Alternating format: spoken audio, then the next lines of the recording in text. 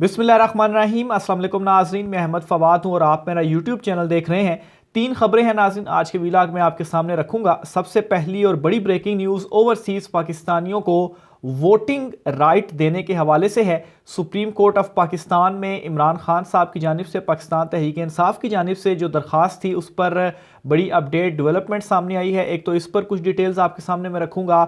दूसरे नंबर पर नाजरीन, मरियम नवाज़ की नाकामी के हवाले से इनकी अपनी ही जमात के अंदर अब जो आवाज़ें हैं वो उठना शुरू हो चुकी हैं। एक जो कहें इख्तलाफी ग्रुप कहें या बगावती ग्रुप कहें जो ऑलरेडी सामने आ चुका था, मरियम वर्सेस शहबाज जो था वो काफ़ी अरसे से शुरू था, लेकिन अब मौजूदा सिचुएशन को मद्देनज़र रखते हुए मरियम नवाज़ के ऊपर उनकी जमात के अंदर से ही उंगलियां उठना शुरू हो चुकी हैं। इस हवाले से भी कुछ डिटेल्स हैं। नून लीग के अंदर इस वक्त क्या सिचुएशन चल रही है वो भी आपके साथ में शेयर करूंगा। और आखिर में नाजरीन, इस्लामाबाद हाई कोर्ट से एक बड़ा हुक्म जारी हुआ है इलेक्शंस के हवाले से ही, और इसमें बाकायदा तौर पर टाइम फ्रेम भी तय कर दिया गया है। हुकूमत को क्या हुक्म दिया गया है, सुप्रीम कोर्ट के बाद हाई कोर्ट का ये बड़ा डिसीजन सामने आया है, इस पर भी कुछ डिटेल्स आपके सामने रखूंगा। तो आगाज़ नाज़रीन मैं इस खबर से करता हूँ इस्लामाबाद हाई कोर्ट वाली। तो मामला इस तरीके से है कि इस्लामाबाद के जो बलदियाती इंतखाबात थे, जो मौजूदा हुकूमत ने यूसीस की तादाद को बढ़ाने के बाद उन्हें मुलतवी करने का कहा था, तो इस पर यह हुआ था कि सारा मामला जो है वो इस्लामाबाद हाई कोर्ट में गया था। इस्लामाबाद हाई कोर्ट के सिंगल बेंच ने यह हुक्म दिया था कि जो इलेक्शंस हैं इस्लामाबाद के बलदियाती इलेक्शंस उसे अपनी मुकर्ररा तारीख पर ही कराया जाए, लेकिन इलेक्शन कमीशन की जानिब से इलेक्शन अपने मुकर्ररा वक्त पर नहीं करवाए गए। और उस वक्त ये बहाना बनाया गया कि हमारे पास एक ही रात थी, हम कैसे जो तमाम तर चीज़ें थी वो मैनेज कर पाते, लेकिन अगर आपने उस दिन नहीं करवाया तो 2-3 दिन के बाद भी कराया जा सकता था। लेकिन उन्होंने इस्लामाबाद हाई कोर्ट में ही इसको चैलेंज किया और जो दो रुकनी बेंच था वो फिर इसके ऊपर बना। तो बहरहाल आज इस्लामाबाद हाई कोर्ट से एक बड़ा हुक्म इस हवाले से सामने आया है कि इस्लामाबाद हाई कोर्ट ने 120 दिन के अंदर इस्लामाबाद के बलदियाती इलेक्शन करवाने का जो हुक्म है वो जारी कर दिया है। इलेक्शन कमीशन ऑफ पाकिस्तान को ये हुक्म जारी किया गया है। ना सिर्फ ये हुक्म जारी किया है बल्कि इस्लामाबाद हाई कोर्ट ने यह भी कहा है कि 125 यूसीस की जो तादाद है, अब ये नहीं होगा कि 2 महीने के बाद आप फिर से वापस आ जाएं और कहें कि 125 यूसीस की तादाद बढ़ाकर अब हम 150 कर रहे हैं, क्योंकि ऑलरेडी 2 दफ़ा आप बढ़ा चुके हैं। तो इसलिए इस्लामाबाद हाई कोर्ट ने इनको बाउंड भी कर दिया कि 125 यूसीस के अंदर ही इलेक्शंस होंगे, और जो बढ़ाने का आपने बहाना बनाकर इलेक्शन को डिले किया था तो वो अब नहीं होगा, और 120 दिन के अंदर आपने ये जो इलेक्शंस हैं वो करवाने हैं। तो एक तरफ आम इंतखाबात और दूसरी तरफ इस्लामाबाद के जो बलदियाती इंतखाबात हैं उसका हुक्म भी अदालत से सामने आ चुका है। उस वक्त तो पीडीएम ने बड़ी खुशियां मनाई कि यूसीस की तादाद हमने बढ़ा दी है और इलेक्शन जो है वो बलदियाती नहीं हो रहे, क्योंकि उनको साफ ये नज़र आ रहा था कि इमरान खान साहब ही जीतेंगे। लेकिन अब जो है वो एक कहते हैं कि आप 100 जूते भी और 100 प्याज भी, तो पहले इन्होंने 100 जूते खाए और अब जो है वो ये 100 प्याज भी खाएंगे। तो ये एक बड़ा हुक्म था। दूसरे नंबर पर नाज़रीन, ओवरसीज़ पाकिस्तानियों के हवाले से भी अहम खबर है सुप्रीम कोर्ट ऑफ पाकिस्तान से। आज जब मैं ये व्लॉग कर रहा हूँ क्योंकि 12 से टाइम क्रॉस हो गया है, तो जो है वो आज 3 मार्च जो है वो शुरू हो चुकी है। तो आज सुबह ही सुप्रीम कोर्ट ऑफ पाकिस्तान में एक बेंच जो है वो मुकर्रर कर दिया गया है चीफ जस्टिस ऑफ पाकिस्तान की जानिब से समाअत के लिए, और ये जस्टिस इजाजुल अहसन साहब जो हैं उन पर मुश्तमिल ये 3 रुकनी बेंच होगा, जो कि ओवरसीज़ पाकिस्तानियों को वोटिंग राइट देने के हवाले से जो इमरान खान साहब की दरख्वास्त है इस पर समाअत करेगा। ये बड़ी इंपॉर्टेंट डेवलपमेंट है इस हवाले से भी कि काफ़ी अरसे से ये इमरान खान साहब की दरख्वास्त पेंडिंग थी।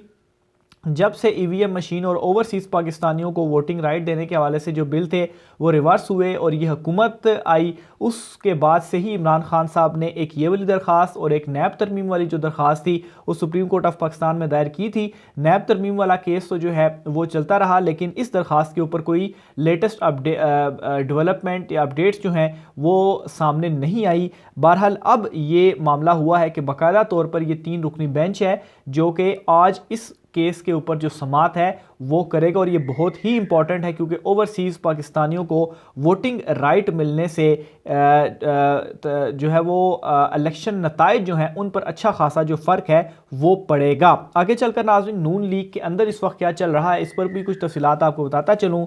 मरियम नवाज़ जो हैं जो कि इस वक्त नून लीग की लीडर बनी हुई हैं, नून लीग के अंदर ही उनकी जो नाकामियां हैं उन पर उंगलियां जो है वो उठना शुरू हो चुकी हैं।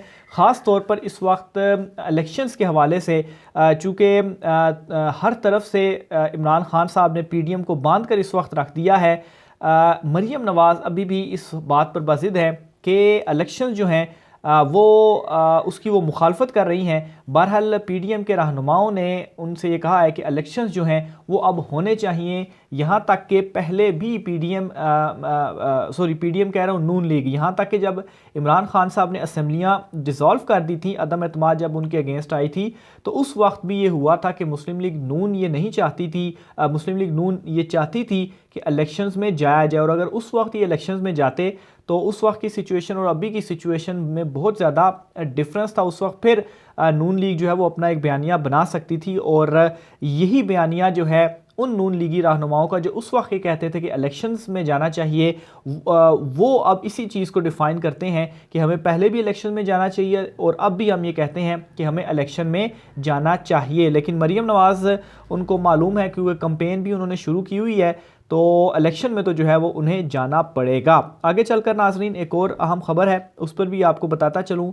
मरियम नवाज़ के ख़िलाफ़ एक और तौहीन अदालत का जो मामला है वो भी खुलने जा रहा है। और वो इस तरीके से, एक तो इन्होंने सुप्रीम कोर्ट के 2 सिटिंग जजेस के हवाले से और दीगर जजेस के हवाले से जो रिमार्क्स पास किए थे अपने एक जलसे से खिताब के दौरान, इसके अलावा भी अब दोबारा से मरियम नवाज़ ने इसी तरह से इनडायरेक्ट जो तनकीद है वो की है और ये अल्फाज इस्तेमाल किए हैं कि इमरान खान जो है वो अब भी अदालतों में मौजूद अपनी जो बाकियात हैं उनसे जो है वो मदद ले रहा है। तो ये एक मरतबा फिर से एक इनडायरेक्ट जो तनकीद है जो मरियम नवाज़ की जानिब से वंस अगेन अदालतों के हवाले से ये जो इस किस्म के जो रिमार्क्स हैं वो पास किए गए हैं। और ये भी याद रहे कि इमरान खान साहब ने जो उनको तौहीन अदालत की कार्रवाई का सामना करना पड़ा था उससे कई गुना ज़्यादा मरियम नवाज़ के ये जो रिमार्क्स हैं इमरान खान साहब से कंपेयर किया जाए। और इस पर ये पहले भी कह चुका हूँ, दोबारा ही कहूँगा कि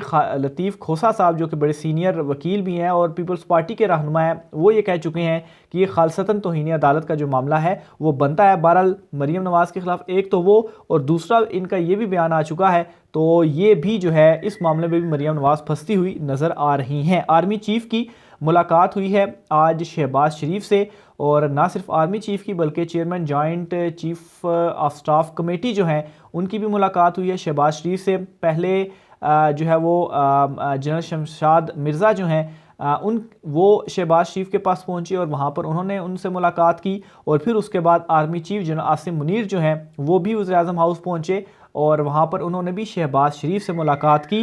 बहरहाल इस मुलाकात का जो एलामिया सामने आया है, जो डिटेल्स सामने आई हैं, उन डिटेल्स के मुताबिक वही 1-2 लाइनें जो हमेशा मुलाकात करने के बाद जारी जो है वो की जाती हैं, रवायती लाइनें ने मैं कहूँगा कि दोनों की मुलाकात हुई है और मुल्क की मौजूदा सूरत हाल और सिक्योरिटी सूरत हाल के हवाले से जो गुफ्तगू है वो हुई है। तो अभी इसकी जो डिटेल्स सामने आई हैं वो भी यही हैं कि एक तो यकीनी तौर पर जो मौजूदा इस वक्त सिनेरियो बन रहा है, ज़ाहिर सी बात है आर्मी चीफ़ हैं, फिर इसके अलावा प्राइम मिनिस्टर हैं, तो इस तरह गुफ्तगू जो है वो ज़रूर हुई होगी। लेकिन जो एक डिटेल्स सामने आई हैं उसके मुताबिक यही कि मौजूदा सूरत हाल और सिक्योरिटी मामलात के ऊपर जो डिस्कशन है, जो गुफ्तगू है वो हुई है। शहबाज शरीफ को घर जाना पड़ेगा, ये दावा किया है एतजाज़ अहसन साहब की जानिब से।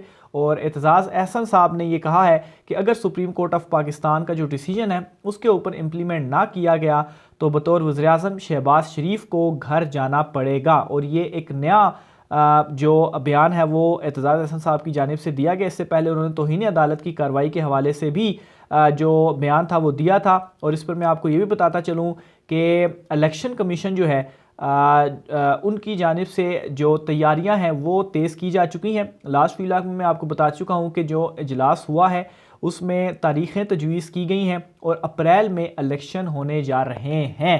मुख्तलिफ डेट्स जो हैं वो सामने आ रही हैं, लेकिन जो ईदा से ज़्यादा डिले करके भी जो लास्ट डेट सामने आई है वो भी 30 अप्रैल की है। तो बहरहाल 30 अप्रैल इस लिहाज से कि ईद उल फितर के बाद होंगे इलेक्शन, चूँकि अगर अप्रैल के दूसरे या तीसरे हफ्ते में इलेक्शंस हों तो उसमें माह रमज़ान जो है वो होगा। तो इस वजह से भी शायद 30 अप्रैल के ऊपर ज़्यादा जो है उसको हॉट डेट करार दिया जा रहा है। तो बहरहाल ये आज की तफसीलात थी। आइंदा व्लॉग में आपकी खिदमत में मज़ीद जो मामलात होते हैं वो आपके साथ में शेयर करूँगा। मुझे इजाज़त दीजिए। अल्लाह हाफ़िज़।